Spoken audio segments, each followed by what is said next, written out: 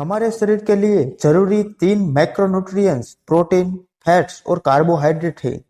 Protein मानव शरीर की कोशिकाओं का निर्माण करने, शरीर का पोषण करने और ऊर्जा का उत्पादन करने के लिए बहुत ही महत्वपूर्ण पोषक तत्व है। प्रोटीन सिर्फ मांसपेशियों को ही नहीं बल्कि शरीर की प्रत्येक कोशिकाओं को मजबूती प्रदान करता है। हड्डियों से त्वचा तक हर कोशिकाओं में प्रोटीन होता है। व्यक्ति के शरीर का वजन का 16% प्रोटीन से बना होता है। आपके सभी हॉर्मोन्स, एंटीबॉडी और अन्य महत्वपूर्ण पदार्थ प्रोटीन से बने होते हैं। प्रोटीन एमिनो एसिड से बनता है और लगभग 20 प्रकार के एमिनो एसिड होते हैं। आपके शरीर को ठीक से काम करने के लिए विभिन्न प्रकार के एमिनो एसिड की आवश्यकता होती है। आपको एक बार में सभी एमिनो एसिड खाने की जरूरत नहीं है। आपका शरीर पूरे दिन आपके द्वारा खाए जाने वाला खाद्य पदार्थों से पूर्ण प्रोटीन बना सकता है। प्रोटीन 3 प्रकार के होते हैं। एक, पूर्ण प्रोटीन।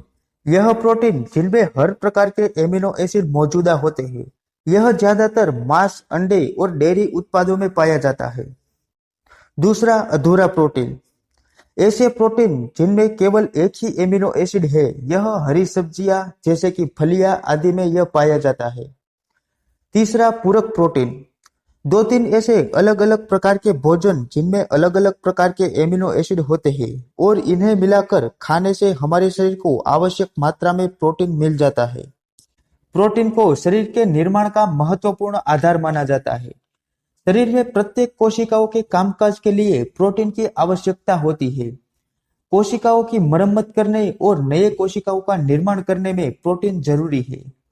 पूरे शरीर में अणुओं का परिवहन और भंडारण करने में प्रोटीन की अहम भूमिका है।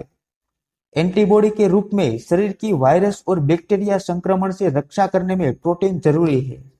बच्चों, किशोरों और गर्भवती महिलाओं में उचित रूप से वृद्धि और विकास को बढ़ावा देने में प्रोटीन बहुत जरूरी है।